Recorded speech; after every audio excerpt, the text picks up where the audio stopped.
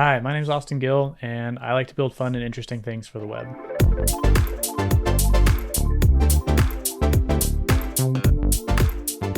So the underlying concept is called linting, and since this is a JavaScript project, we are going to be looking at a tool called ESLint.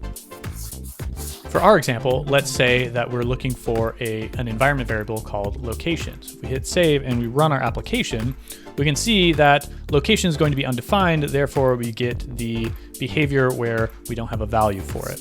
But we basically are playing the Pokemon cry that is associated with the Pokemon that we selected. If I go back to Bulbasaur, we get the different one.